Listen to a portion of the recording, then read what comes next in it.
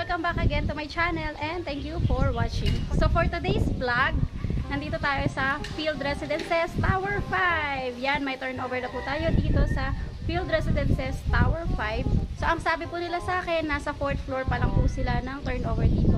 Ngayon po, nandito po tayo sa 3rd floor. Ayan. So ito po, compare natin siya sa Coast Residences tsaka sa S Residences kasi yung mga yun, di ba, Suite A and Suite B. Ito rin, Suite A and Suite B din po dito. Tapos, ang sukat po dito is 27 to 28 square meter. Ayan, so i-compare natin, titignan natin kung anong, ayun nga, pagkakaibahan nila sa ibang project ng SMDC. So, ayan. Lumit ako sa bintana. May nakasilip doon. Ayan, so ito yung view niya dito. Ito. Yan. Yung view niya, ito o, yung Las Piñas. Papuntang Las Piñas po yan. Ayan ang view niya. So, ayan. So, ang association dues po dito is nasa 82 pesos per square meter. Tapos po, ang working capital po dito, times 6 ng association dues. Ayan. So, yung working capital, hindi po yan association dues, ha? Non-refundable po yun. Para siyang bond. One-time payment. Ayan. So, ito na. Magtutoy na tayo dito. Halika, samahan niyo na ako. Ayan guys, halika na. Mag-tour na tayo dito sa loob. Ayan, so nandito yung breaker natin. May plastic pa. So, ganyan din siya. May mga tag din kung ano yan. Kung para saan yung mga yan. Ito yung main breaker natin na nakataas. So, nakababa yung iba. So, yan. Ito yung tataas na yung block para dun sa light. Sa living room. Ayan. So, mauna tayo sa kitchen. Kitchen! Taran! So, kung mapapansin ninyo, wala po tayong cabinet dito sa Field Residences Tower 5. Hindi ko alam kung sa ibang project dito sa Field, yung building 1 to 10, may cabinet sila. Pero dito, wala siyang cabinet. Tapos, wala din siyang range hood. And wala din siyang lutuan. See? Wala siyang electric po na lutuan sa atin. Ayan. So, tingnan natin yung sa grease trap. Oh, mukhang malinis tignan dito ah. Yung grease trap nila maganda nakaano sa baba. Tapos yan yung cabinet. Ayan. Dito kitchen, wala tayong cabinet, stove, tsaka yung exhaust fan. So, punta naman tayo sa CR. Ayan. So, dito naman sa CR, meron tayong salamin. May mirror na siya. Tapos, ito, syempre may gripo. Tapos, meron na siyang saksakan for washing machine. Provision ko yun sa washing machine. Tapos po, ang washing machine dito na magkakasya, yung katulad din sa Coast, yung 6 kilo na sharp na washing machine, magkakasya po yan dito. Kasi parehas sila ng size. Tapos, dito meron kang, ito, soap holder.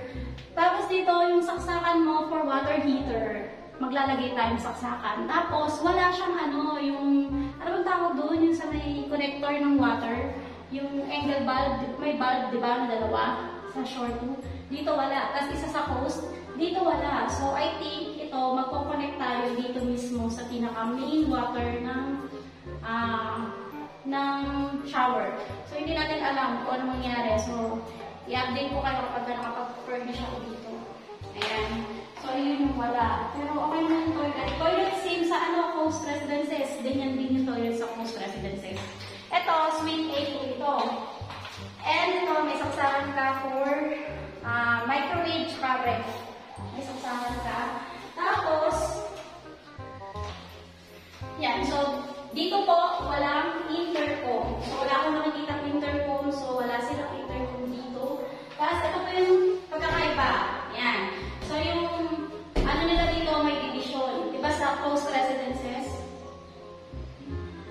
Saan? Ringing? No, it's okay. Di ba sa Coast Residences, diretso lang siya. Wala itong harang na to.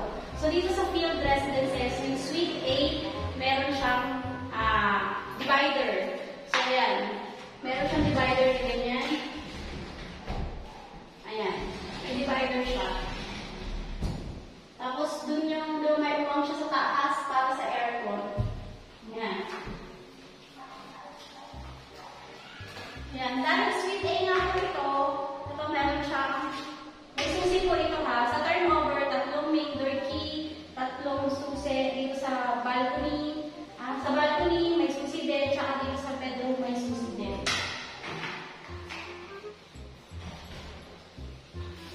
Ayan, Suite A siya, kaya meron siyang bintana. So, itong Suite A natin, ito yung may pinto na may lock. Yan. Ayan siya, may bintana siya. Pero, mamaya ito natin.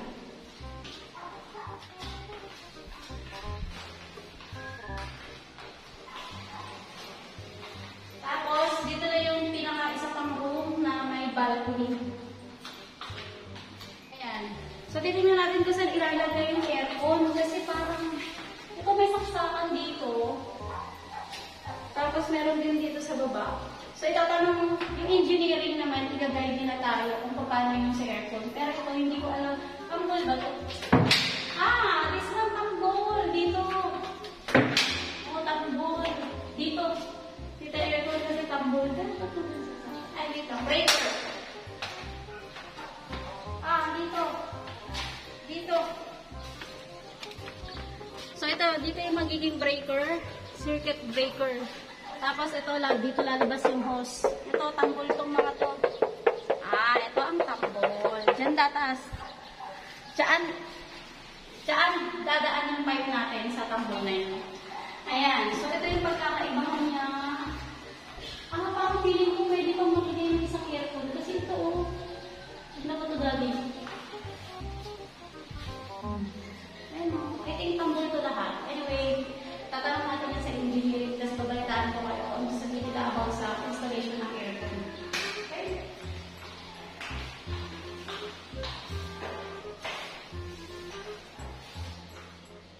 Ayan na po guys for today yung ating tour dito sa unit, dito sa Field Residences. Guys, thank you guys for watching and please don't forget to subscribe to my channel. Bye!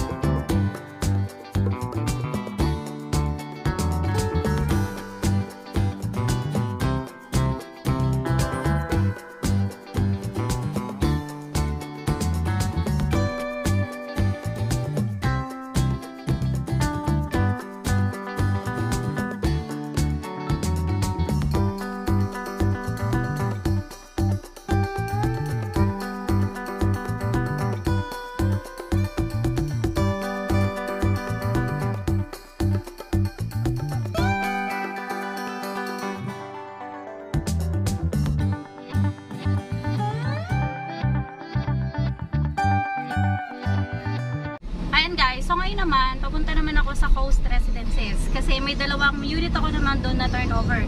Tapos, dito kami dumaan, diba, sa Sukat Road. Grabe! Yung tulay! Parang nung nakaraan lang wala pa to. Tapos ngayon, ano na siya, gawa na siya. Hanggang saan kaya yung ending nitong tulay na to? Ah, dito siya tatagos, Daddy. Dito ang daan.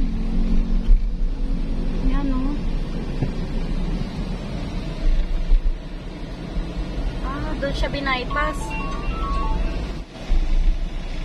Dapat dito na eh. Ayan, so yun po yung LRT extension from Baclaran to papuntang Cavite. Ayan, so parang kasi ang target dapat this year mag-operation na sila, kaya tinatapos nila. Pero pag natapos yun, ako, malaking gift.